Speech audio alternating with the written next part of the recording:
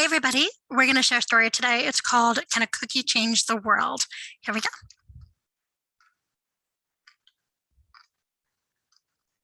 Can a cookie change the world? A little plan and a big heart go a long way. By Rhonda Bowling.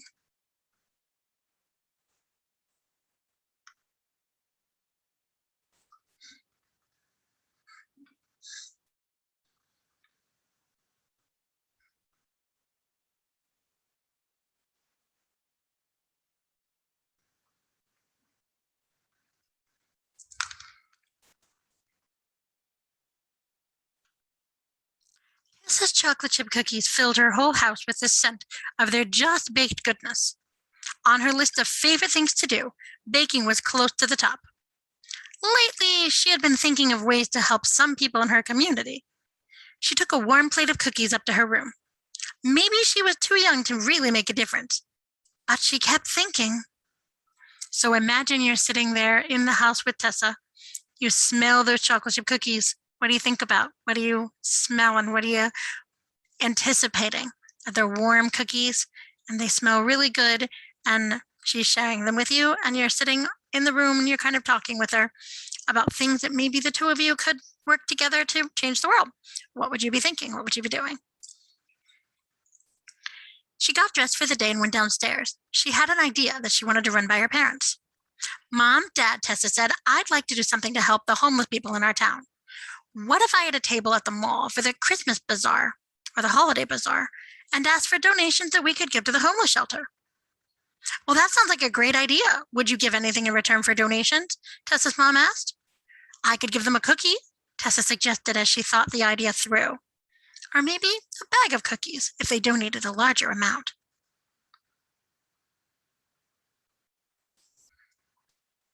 Since she had been very young, Tessa's determination and strong work ethic were evident to her parents. When she set her mind to something, she followed through it. Her parents were happy to encourage and support this idea that she had. Since the bazaar was only a few weeks away, they had a lot of work to do.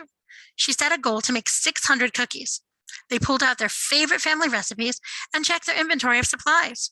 They would need huge bags of flour and sugar and lots of eggs and butter. With their list in hand, they drove to the grocery store to get started. Now, when you think about making your favorite cookies or biscuits, what kind of ingredients do you need for that to happen? What kind of things must you have on hand? Could you make them in the spur of the moment?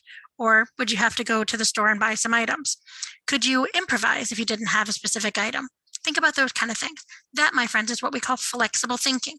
Being able to take the problem and find another solution for it, or being able to think outside the box a little bit. As we know, chocolate chip cookies were actually a mistake. They were not intended to be chocolate chip cookies. Ruth of Toll House was making chocolate cookies and she ran out of baker's chocolate. So she dropped little pieces of semi-sweet morsels into her cookies, expecting them to turn into chocolate.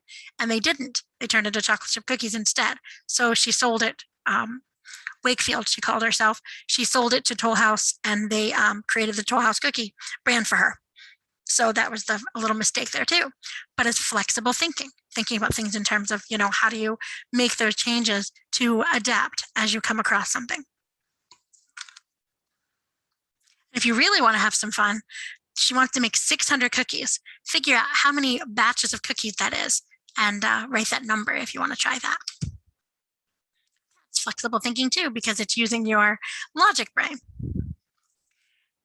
After a weekend of baking with her mom, Tessa called some friends to tell them about her idea. Since they had time off from school for break, they asked if Tessa wanted to help. And of course, she was so happy to have their company and extra hands. They got together at Tessa's house and spent hours frosting cookies. Stiff backs and tired arms may have slowed them down a bit, but didn't stop them. After decorating all the cookies, Tessa decided it would be fun to add different cookie recipes and add all kinds of other treats like cupcakes, cake, chocolate dipped pretzels, and more. It was easy to get excited and keep thinking of new things they could have at their table. Look at all those goodies there. What would you like to have? What would you make? Grandpa Ron pitched in, too. Usually Grandma Sandy was the queen caramel corn maker, but since her ALS had progressed, she had only able to wear the supervisor hat. as Tessa and Grandpa Ron whipped up the secret recipe. Now, ALS is amyotrophic lateral sclerosis and is called Lou Gehrig's disease. It's a neurodegenerative disease that causes rapid progressive muscle weakness, and it affects the nerve cells that control your ability to speak, move, breathe, and swallow. And there is an agency that's out there that's called ALS TDI, Therapy Development Institute. It's dedicated to finding a cure, which Tessa is going to help out with that later on down the line in her book here. But her grandma has this degenerative motor disease, so she's kind of trying to think of ways that she can help her. Bags and bags of caramel corn lined up all the counters in Tessa's grandparents' kitchen. If you've ever had caramel corn, you know that it's kind of like popcorn that has this caramelized sauce, or it's kind of cooked in a vat that kind of mixes caramel. Sometimes they do chocolate, sometimes they do it in a big bucket. Kind of depends on that. Some people might call it kettle corn. Kettle corn is kind of like it, but not as sweet. Tessa was sure that this would be a hot commodity at her table, as it had been a family favorite for as long as she could remember. Grandpa and Grandma, Tessa asked, "Do you like the name Kids Cookies for a Cause for my fundraising project?" Her grandparents agreed that it was the perfect name. Only 4 days remained until the bazaar.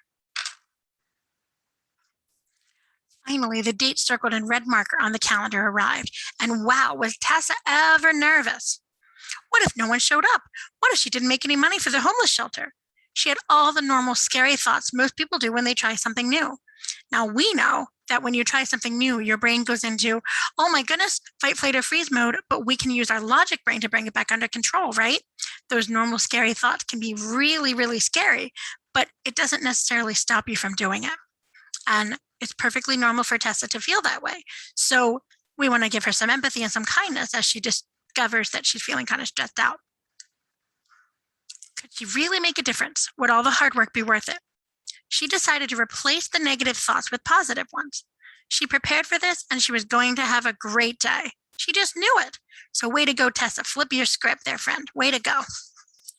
With their car jam-packed, they arrived at the mall early to set up.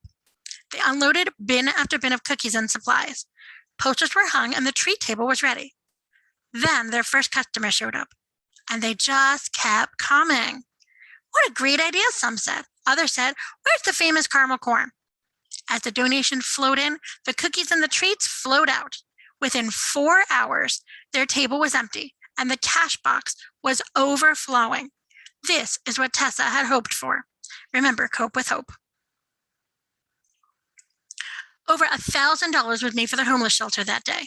Tessa's dad matched her fundraising that year, so she had twice the amount to give to the homeless shelter, which enabled them to purchase food, bedding, supplies, and warm winter clothes and gloves to give away when needed. They even bought a few small appliances for the shelter. Not too many weeks later, she noticed a homeless man she'd seen several times before. He wasn't wearing the old, worn-out clothes and boots she had seen him wearing in the past, but much newer and warmer winter gear. She even thought she saw him smiling. Happy tears formed in Tessa's eyes. Their work had undoubtedly helped quite a few people. She definitely wanted to do it again. Could she even make more of a difference now that she knew what to do? So now Tessa says, well, I'm going to push myself a little bit further, and I'm going to work it out a little bit more. Let's see what she does. A few months after Tessa's first fundraiser, her friend Shelby got very sick. She was having a hard time at school and often felt tired and sick to her stomach. She was losing weight and drank water like a camel. Then the doctors figured out that she had diabetes. Shelby cried. Her family cried too. She would need to poke her finger many times a day to test her blood sugar and learn how to give herself insulin injections. They would work towards an insulin pump that would be attached to Shelby's body so that she would not have to have so many shots. So this is Tessa's friend, and she's feeling empathetic towards her. She decides she's going to help her.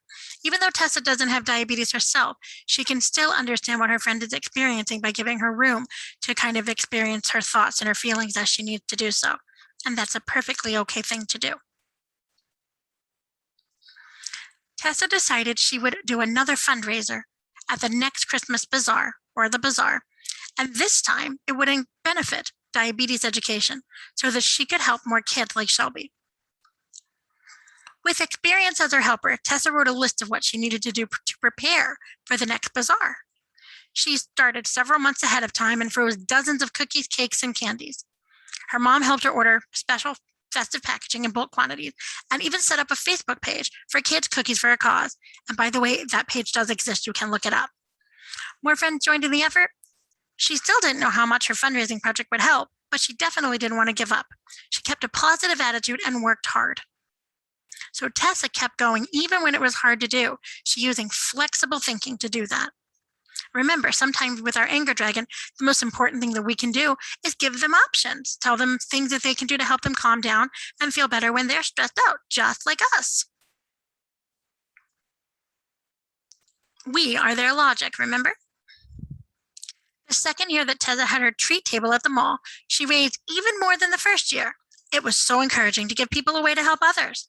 Not only were they helping Tessa with her project, but they were affecting many, many people involved with the cause they were supporting. She wanted to continue to fund more projects and kept a constant eye out for those who needed help. So go, Tessa.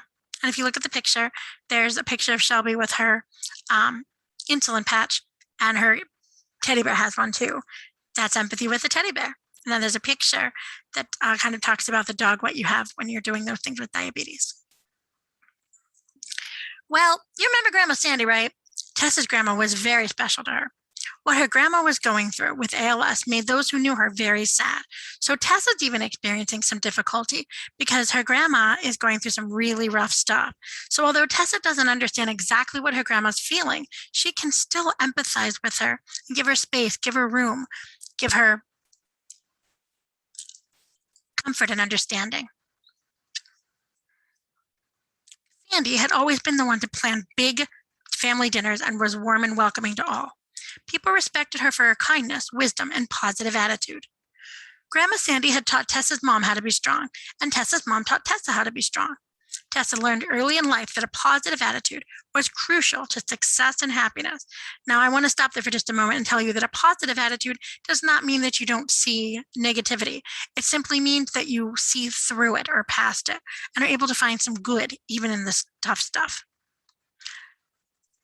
She also knew she wanted to raise money for ALS Therapy Development Institute, TDI, to help find a cure for ALS in honor of her grandma.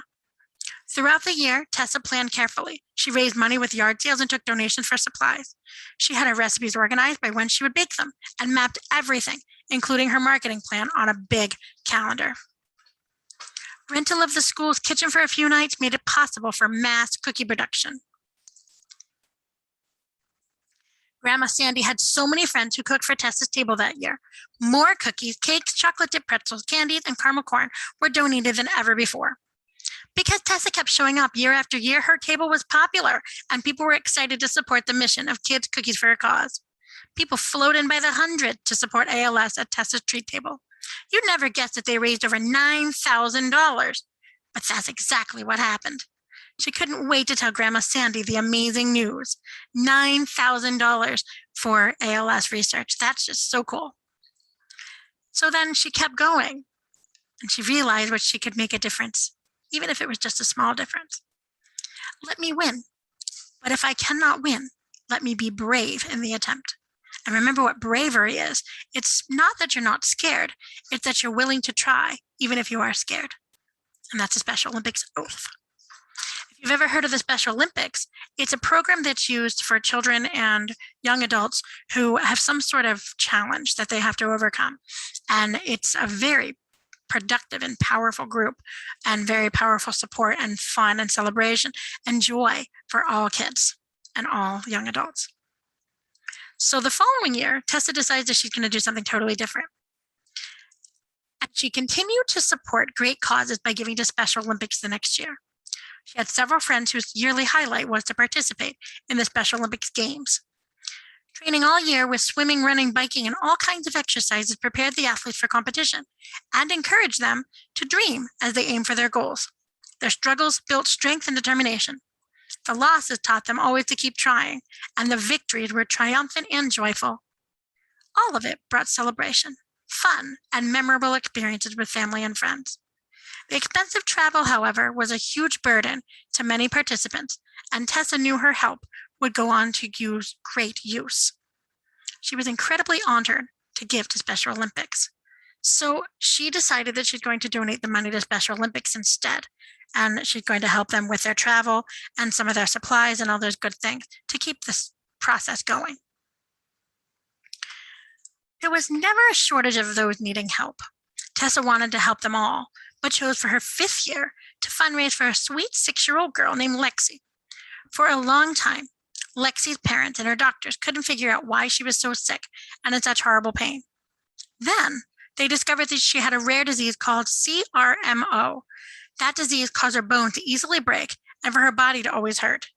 The doctors tried many things hoping to help Lexi and lessen her pain, but not much worked. Many times a year, Lexi had to travel far away from her remote community for tests and treatments. She needed a helper to be by her side many hours throughout the day. Her doctors thought a service dog would be a valuable addition to Lexi's care. To Tessa, this seemed like the perfect opportunity for Kids Cookies for a Cause to get involved. They were going to raise funds to help Lexi get a service dog. And as you know, dogs think that we're part of their pack. They're pack animals, so they will do everything they can to help us to feel better, including cuddling, snuggling with us, loving on us, and treating us like we're a member of their family. And most of the time, many animals have that ability. Cats do as well. And sometimes people even say reptiles and other creatures are able to show empathy. I've seen elephants do it. I've seen pictures of whales. I've seen any mammal that is probably able to experience fear and sadness and joy can probably be empathetic with a human. Who knows? Because so many people in town had heard about Lexi and wanted to help, cookie donations overflowed the table. The Coast Guard station did a fundraiser to help Lexi's family also. The community worked together to raise the most funds of any year yet. And guess what? Lexi got a service dog and named her Iggy. Iggy was so sweet. She enjoyed getting smothered by Lexi's hugs and kisses. She retrieved things that Lexi needed and sometimes helped her walk. Iggy knew just how to comfort her girl when she was sad and in pain. Iggy even got to go to the hospital with Lexi, and no one minded that Iggy hopped right up in her bed. Everyone loved Iggy, but especially Lexi and her family. Tessa's heart overflowed seeing Lexi and Iggy together. Serving others gave her such a feeling of purpose. She witnessed kindness being paid forward all around her. It was amazing how her tiny idea has spread her wings and grown to help so many people. She was so thankful that she acted on an idea because it was changing her life and making a huge impact on the lives around her. Tessa didn't stop after helping Lexi get her service dog. No way. The next year, she helped raise almost $10,000 for the local community connections, in addition to collecting dozens of bags of cold weather gear, which she helped disperse to the elderly and children and adults with disabilities. Other exciting things started happening too. As Tessa's fundraiser grew, so did she. Not just in age and height, but in wisdom, experience, strength, and how much love she had to share. And you know what else? Tessa was only 12 years old when she received a Volunteer of the Year award from the First Lady of her state. She even traveled to her state's capital of Juneau, Alaska, for a special ceremony and presentation. Another time, she sat right next to Alaska's U.S. Senator Lisa Murkowski at a special dinner. Talking with the senator about how community service helped build and strengthen communities encouraged Tessa that her work was making a difference far beyond her little island town. Her firsthand experience proved that big obstacles were much easier to overcome when people worked together and supported each other. In the year right before this book came out, Tessa chose Casting for Recovery to receive her fundraising money. She chose it because she knew a lot of people who had dealt with breast cancer. The women Tessa knew who had attended a previous retreat were challenged, strengthened, and blessed by all that they had learned and the new friendships they had made. The outpouring of love and donation from so many of the champion survivors, along with their friends and family, blew Tessa away. You probably wouldn't be surprised to learn that the fundraiser grew even beyond that of prior years in cookie donations and actual funds raised, and to set another fundraising record for Kids Cookies for a Cause. Now you know the story of Tessa and her little idea and that put into action. Just because this book has come to an end, however, it doesn't mean the work is finished for Tessa or her Kids Cookies for a Cause. You'll have to check in on them to see how they're doing. You are now left with some questions to ponder. Can a cookie change the world? Or do you think it was the heart of the person behind the cookie that changed the world? Whatever you end up deciding, know this for sure. If you have an idea that you think will help someone, do everything you can to act on it. Because if you do, you can change the world too, even if it's just one person or one cookie at a time. So, my friends, thank you for the opportunity to read this story to you and to share it.